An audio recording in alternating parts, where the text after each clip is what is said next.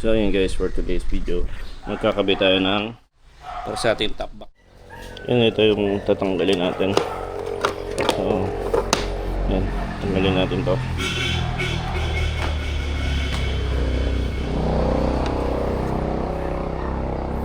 So ito yung sa rack natin. So yun yung tatanggalin natin yan. Ito, kabit siya. Pwede natin matanggal yan.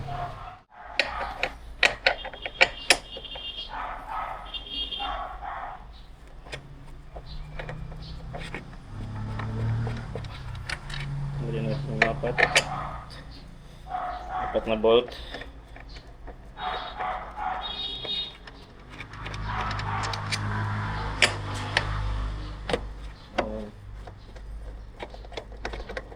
Madali lang natin matatanggal guys kasi apat lang siya.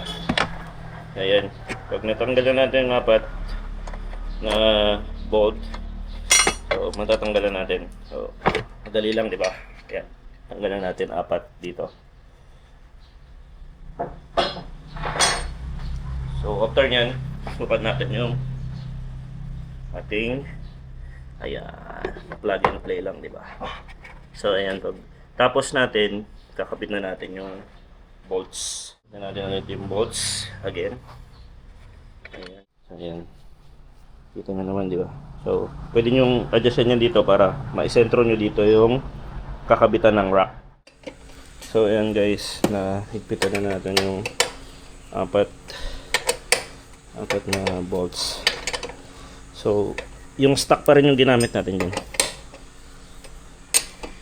So, yung K3 rack, yan, di ba? Yan, ayan. So, ayan, makikita natin. Tapos, ang bangko natin, siyempre, sakto yan guys, di ba? Yan yung kakalabasan niya pag nilagay mo na yung K3 na rack para sa snare bar 155R. So yan guys, di ba? Yung cover para sa pag umuulan, para sa bangko kasi ito guys. So ayan. Ayan magiging hitsura niya. Kakabit natin, babalik lang natin. Ganyan. Ayan. Kabit lang. So ito. Ayan. Para sa upuan to guys. Dito yung papasok mo. Ayan. Parang pinaka-pin niya. So, ayan.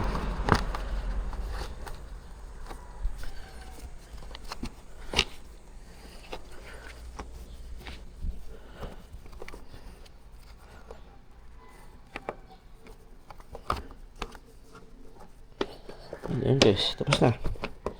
So, nakabit na natin yung rack natin. So, susunod natin dyan is yung box. Box natin from SEC. So yun guys, naikabit na natin yung rack natin. And kung makikita nyo sa ilalim na yun, yun yung naging pagano sa ilalim. So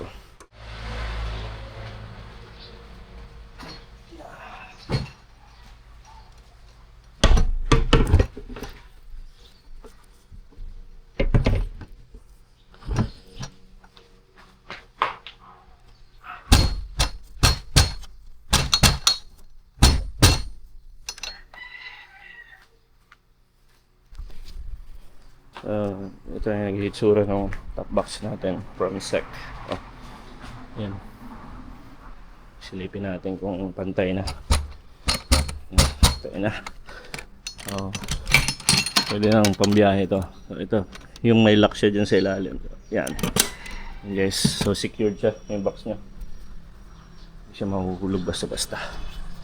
Yung pang-lock natin, so i-lock na natin. So, ayan. Hindi na makukuha yung top box niya kasi nakalock yan. So ito naman yung loob ng top box natin.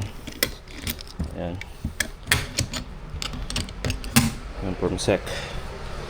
So mamilipan niya from SEC. Water supply. SEC. Meron siyang mga what do you call this one? Yung mga bulsa siya, pwede mong paglagyan license or pwedeng isang helmet, tapos kapote or something pag malayo yung biyahe nyo. So, yan. Yan ang nagustuhan ko sa top box ng SEC. Meron na rin kayong ito, yung OBR nyo. Meron na rin ano, passenger. Ito, yung foam nya para pwede siyang sumandal kapag medyo mahabang biyahe nyo. So, tibay naman yan. Nakalak naman yan dito sa ilalim. So, kahit sumandal yung OBR nyo, okay lang yan. Tapos, pakita ko sa inyo yung